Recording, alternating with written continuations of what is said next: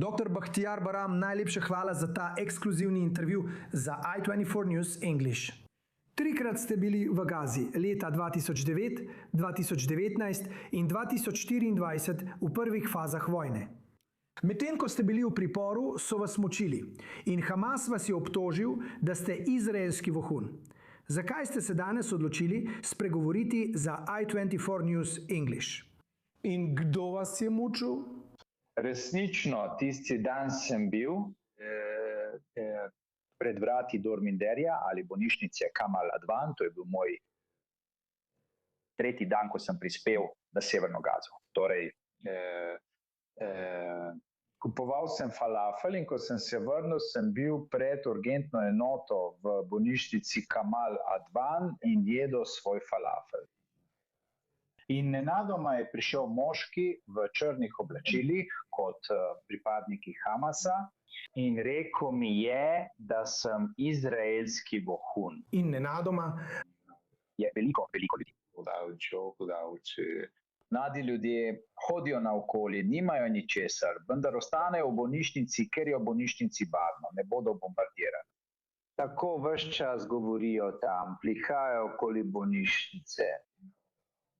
Tako so vsi ti mladi ljudje, morda desetine ali celo več kot 100, prišli, me obkrožili in nekdo me je pretepel. Nekdo je poskušal vreči kamen vame. In takrat me je bilo res strah, ker sem čakal, kdaj me bodo ubili, nekaj takega. In potem me je tisti moški v črnih oblačilih vprašal, kako mi je ime.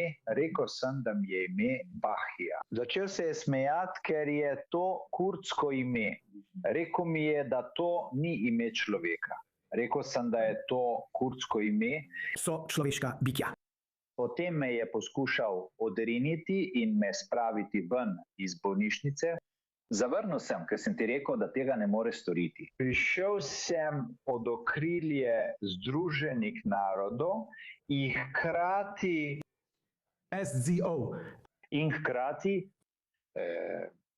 zdravje. Gaza.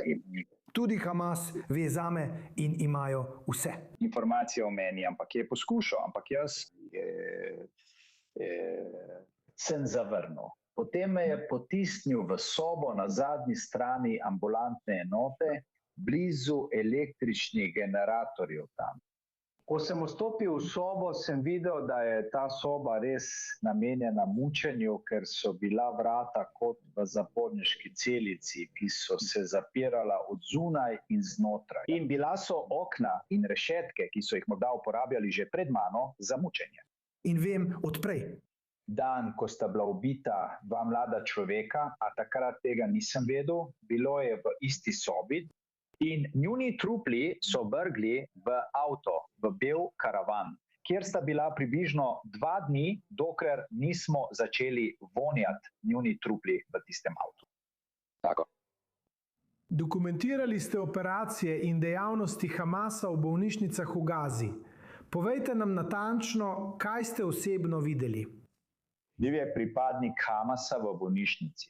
Mučil me je v sobi, pretepal me je in večkrat poskušal ubiti. Rekel mi je, da me bo ubil za svojo pištolo.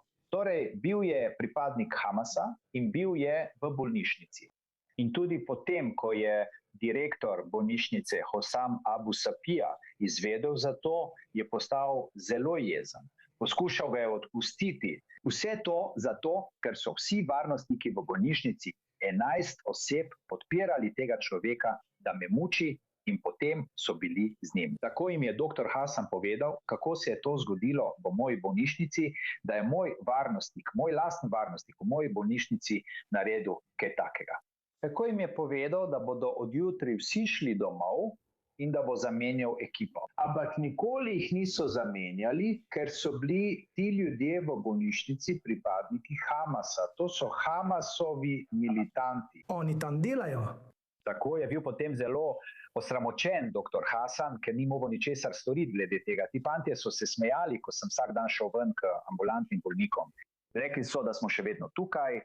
Rekli so mi, naredili smo, kar smo naredili proti tebi, ampak smo še vedno v bolnišnici in ostajamo tukaj. Tako, ampak dr. Baram, zdravniki brez meja in uradniki ZN trdijo ravno nasprotno, ali pa jih resničnost, ki jo opisujete, ne prepriča dovolj. Kako ste se na to odzvali? Imam gradivo iz svoje organizacije, prav tako pa imam gradivo od vodje zdravstva v Gazi, ki je iz Hamasa, dr. Muir Darzaki. Mi je napisal: opravičujemo se, da smo vas mučili v bolnišnici. Imam pisno sporočilo svoje organizacije in tudi pisno sporočilo Hamasa hkrati. Torej, če Združeni narodi rečejo, da sem lažnivec, torej Združeni narodi lažejo, ampak zame Združeni narodi ali celo to organizacija je zame kot supermarket, ker jih nikoli nisem videl, ko sem bil otrok. Bil bi mučen in ubit v Kurdistanu. Pridi in mi pomagaj. Torej, veš, to ni odločitev Združenih narodov. Je resnica.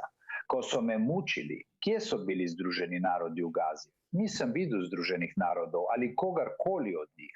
Zato me ne zanima, kaj pravijo Združeni narodi. Združeni narodi, kot sem vam povedal, so samo kot supermarket ali trgovina, kjer prodajajo svojo opremo. Zato me to ne zanima toliko, ker mi je mar za svoja čustva. Mar mi je za občutke tistega 8 mesecev starega izraelskega otroka, ki ga je Hamas odpeljal v tunel in ubil. Združeni narodi niso bili tam v tistem tunelu z njim. Združeni narodi niso mogli povzročiti te bolečine. Kar je dobil svojim bratom. 4-letnik v tem tunelu, torej me to ne zanima. Mar mi je za svoje srce, za svojo bolečino. Ampak greste še dlje. Teroristično skupino obtožujete tudi spolne zlorabe. Nam lahko poveste kaj več o tem?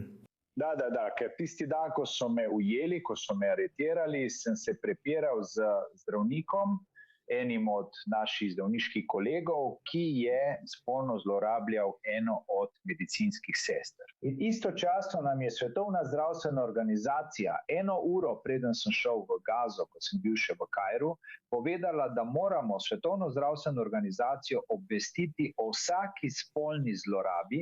Ko pa sem to povedal tistemu človeku in svoji organizaciji, so zvečer popoldne prišli Hamasovci, me ujeli in zaradi tega mučili.